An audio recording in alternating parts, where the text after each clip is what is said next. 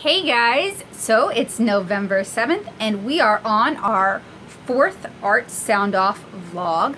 And to find out more information about Art Sound Off in general, please read the description below for links to other Art Sound Off resources.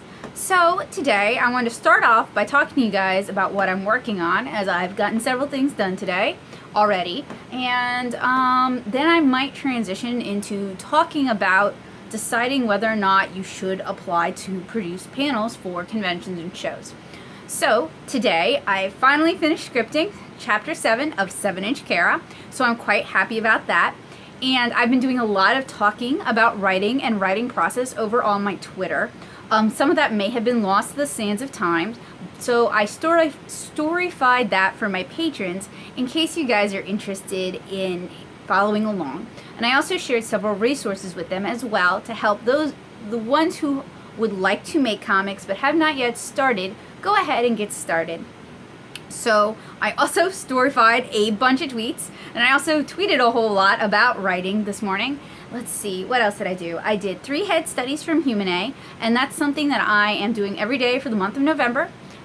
Since I have sort of fallen out of practice from regularly drawing from reference, I thought that would be a great thing to do. And you can find these, you can find the things that I am referencing, the faces that I'm referencing, at Humanae, HUMANAE.tumblr.com, and you can find a link to that in the description at some point. Since I'm putting these Art Sound Off vlogs out so quickly, sometimes I don't always have time to go through and add the links for everything, but it will be there eventually. And it is a reference that provides a Pantone color for the skin tones shown in the photos, and it's also like a squared headshot, so that's a great way for you to practice your drawing, to get a lot of different facial types in. They have all different ethnicities, a variety of age ranges. There's all sorts of stuff there. It's a great resource, and it doesn't, I think they have a Patreon, they might not though. I need to find that out, right? If I'm using it as a resource, I need to support that, huh? Anyway, I will find that out for myself, but I highly recommend you guys check that out. So I did 3 facial resources from that. Faces from reference from that. Whomp. I am working on submitting to Cake, so I'm uploading PDFs of several of my comics to Google Drive so I can link them. And I'm in the middle of that because one of the files is kind of big, so it's taking a little while. It's the chapter 6 pages. Those are at full size, and I combined them into a PDF. Let's see, I also wrote an email to one of my local coffee shops about possibly having some of my comic art and regular art out on display. So if you are in the Nashville area, I will let you guys know if that is a thing that happens. Don't get your hopes up though, because I apply to a lot of things and I get very few of them. That's just part of being an artist though, is putting yourself out there a lot and then making peace with the rejection. But what comes more often than rejection is just no response ever, which is rough because I don't want to be a nag, but you know, sometimes the squeaky wheel gets the oil. So let's see what else. Oh, I received word from Noka's Fest in New Orleans that they would be happy to have a panel from me. So hopefully I will be presenting a panel in a couple of weeks. Isn't that crazy? At Noka's Fest, which is in New Orleans. So those of you who are from New Orleans or in the area, it's a 2-day mini Comic Con at the New Orleans Public Library, the one on Loyola. And I'm gonna do an announcement on the blog, but I'm gonna be there for sure. Like, I booked my table way in advance. I'm gonna have comics galore, mini comics. I'm gonna have copies of my brand new mini 31 Days Under the Waves. I want to have coloring pages on, I'm probably going to do watercolor paper, but I may do marker paper. It really depends on what people would prefer to purchase. I'll have stickers, I'll have postcards for kiddos, I'll be talking comics and just having a good time. It's a 2-day show, like I said, and hopefully I will have a panel either on inking or on watercolors. I know, right? That's why y'all watch my channel. You can actually hang out with me in person and do some watercolory stuff or some inking stuff, depending, if you are at Noka's Fest. So you should go, and you should bring some money, and you should buy some comics, and you should meet some cool people if you're in the area. Let's see, what else did I do? Got word on that. Applied to the coffee shop. Oh yeah, I am working on color correcting, as you can see in the background, some large format 600 DPI I guess that's high resolution rather than large format. Some high resolution watercolor traditional media scans that I'm going to put up in my Gumroad. My backers get those for freezies. I like messing around with them. I like having them. If you are a digital artist who's looking to implement more traditional stuff in your life, they're really inexpensive. My paper packs are full of scans, so that might be something worth checking out. Let's see. I'm working on a fountain pen inking tutorial for this channel. And I guess that's all that I've done today. I had lunch, chased the cat around some. Yeah. So anyway, this is a fine time to segue into whether or not you should teach panels or apply to be on panels. I really like teaching. I'm really passionate about comics. I'm really passionate about drawing. These are not things that came naturally to me. These are things that I worked really, really hard. I had to study. I had to be very analytical. So I am actually very good at teaching drawing and comics because I understand where somebody who has no basis, no experience, no knowledge at all, I understand where they're coming from, and I understand how I had to break things down, and I am flexible in finding new ways to teach people techniques that other people might take for granted. I am not as good at teaching writing because writing is a thing that comes very naturally to me. I can hear the characters talking to me and telling me the story in my head. So that's just sort of something that I'm not very good about teaching. So I actually am trying to teach myself, and I've taken loads of classes on writing over the years because I wanted to be a better writer. And comic writing is not at all the same as short prose or poetry writing. Very, very different. And like I said, I talked about that a lot on my Twitter. I will probably talk about it again, but if you want to get caught up on the stuff I did talk about, like I said, you can become a patron, or if you are a patron, that's storified for you.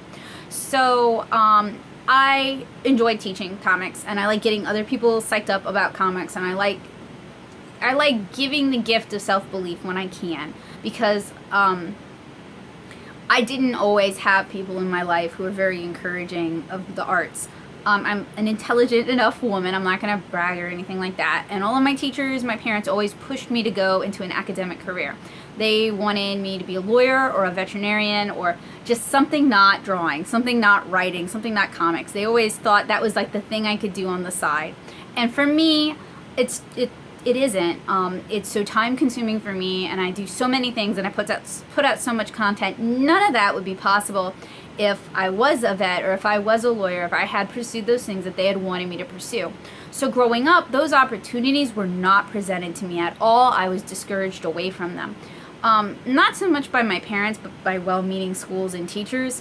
The school I went to, Hahnville, sort of treated their honor students like a mill for intelligence. We were there to boost everybody else's grades, but they didn't put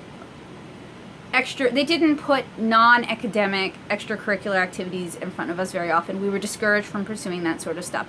So when I was in high school, it just wasn't really available to me, and I lived in this tiny podunk town. So, I mean, I've talked to you guys about Hahnville and Luling a billion times, I'm sorry. But I want those of you who are from tiny podunk towns, who don't have access to the nice things, don't have access to a nice art store, don't have access to people in person who can teach you things, I want you to know you're not alone, you're not stuck, there are ways out. But that's why I'm so passionate about doing panels. That's why I'm put so much time into how to be a con artist, and I put so much time into this channel, and I put so much time into this blog, because I didn't have these things growing up, and it was so much harder for me. And this is not like I walk both ways uphill in the snow every day. It's not like that. But I can make it easier for you, and that makes my struggle worthwhile, right? Like, a struggle that you don't learn anything from and that you can't help others with is just a worthless struggle. So my phone is telling me that I'm running out of time, so I'm going to pause this and resume. I had to delete some of my other vlogs. I usually delete them as soon as they're done, but this time I didn't. So let's talk about panels. If you have that fiery passion inside of you for a specific thing, if you can be analytical about your process for it, if you are not one of those people who's like, I just do a thing and then it happens and I don't know, it was just easy for me.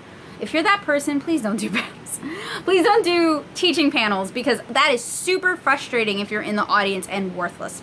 But if you can demonstrate how you do what you do, if you can talk about it, if you are familiar with the brands, if you are familiar with what goes well with what, you might be well suited to leading panels or leading workshops. And I actually prefer doing workshops because I love demonstrating for people, if you guys haven't figured that out.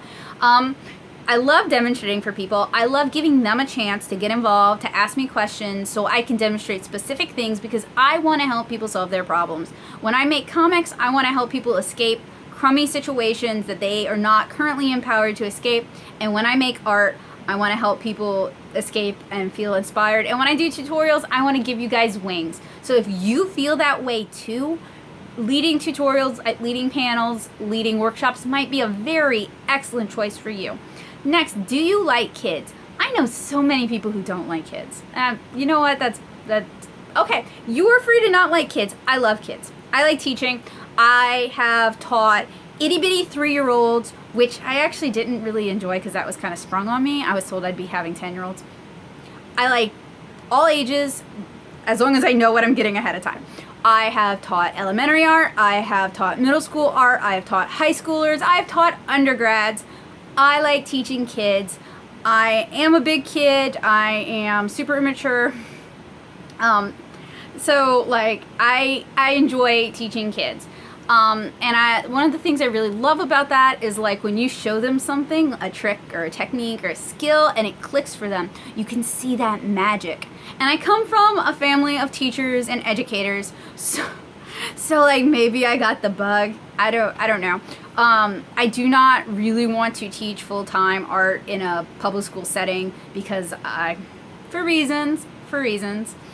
But I would love to do like one-on-one art tutoring or helping kids prep their portfolios, that sort of stuff. Very guided, very specific efforts, which is also what I like doing in panels. And since I love comics and no one else thinks comics are fine art, I don't know if I could teach an entire year of school on oh no wait, that's a lie. I know I could teach a year of school on comics. I don't know of any school that would let me teach a year of comics. I mean, that's why I got my master's degree from SCAD, because it's an accredited degree. It means something. It is like one of the only master's degrees in comics in the United States that is an actual master's degree. So you don't need that, though, to teach panels. You really don't. You need experience. You need to be humble. You need to be analytical. You need to be friendly. You need to be outgoing. You need to be able to explain things in a succinct manner. If someone does not understand what you're saying, instead of getting frustrated or repeating the same thing you said 6 times over, like one of my high school math teachers, you need to find a new way of explaining the topic, and you need to be willing to work with people until they can get it. And there's a lot of people who don't have it in them, and you shouldn't feel bad if that's not you. And that is fine. You know, we all have our gifts. We all have our talents. Do not beat yourself up over this. I am not presenting panels as like, oh, everyone should do them. No, I'm saying if you want to do it, if you think that's fun, if you enjoy sharing, these are the qualities that you would benefit from having to do it. So next thing, you need to present some demo material, and you guys could check out my channel because I have several workshops that I've recorded as demo material. And it doesn't have to be complicated. You could just record a few tutorials, and usually that's enough to get you started. And an easy way to get started is to volunteer. You can volunteer at your local anime con. Many of them are happy to have you do some panels for free, especially if you have those tutorials up and you can demonstrate that you're familiar with the topic and then you know what you're talking about. Libraries and schools are a lot harder. Even with my master's degree, it is really hard for me to get libraries to just give me a chance. So part of that is you don't want, if you're doing comics, there are still people out there who are not comics friendly, are not interested in what you have to say, think what you do is a waste of time. So you have to find a way around those people. When I was first trying to get the attention of the Nashville Public Library, I emailed a bunch of people, all of which were just like, and dropped the ball. And I had to keep emailing and keep talking to people and keep nagging because you have to demonstrate that you want it. And I still have not convinced my hometown library to actually let me lead a teen workshop during the summer. Womp womp looling, sorry. Next is schools. And that is I have worked with some homeschool groups before, but that was, I'd met the mother at a show and she was really into my stuff and her kids really liked my comic. So she wanted me to come in, but I am working on public school things. The visits that I had done in the past were through SCAD. I did several internships. I also was part of the Comics in the Curriculum program, which use comics as a way of teaching storytelling and creative writing to middle school kids. So I've been involved in those kinds of projects, but just because you have those credentials, if you live in an area that is not amenable to what you do, it's going to be an uphill battle. And you're going to run out of energy sometimes and have to take a break. But keep fighting, keep putting stuff out there, keep updating your demo reel, keep volunteering. And this is not even talking about doing panels for pay. This is just how to get your stuff out there. So let's talk about resources. One, I have a load of panel demonstration, panel workshops here on the YouTube channel. You can click this playlist here to see that or to check those out. They're on all sorts of things. And I presented most of them with my friend Heidi Black, who has now moved to San Jose, so we can't do panels as much together. But we're going to be doing one for APE next year on tables. So, that's really awesome. Two, there is a podcast, Lean Into Art. I think that's the one I was on. Drizzy does several of them, actually. That guy does not stop. But I was a guest on one of them, and we talk about getting involved with your local library, getting involved with a school, getting involved with conventions, and how to lead those sort of workshops. And you guys should definitely check that out. And I'm going to link that here. Jersey is also the founder of Art Sound Off, which is this thing that I am participating in. And I think I discussed doing panels for SCAD over on my blog, but I'm going to have to go look those links up. So I hope you guys found this like a good little litmus test for whether or not you would be a good fit for panels.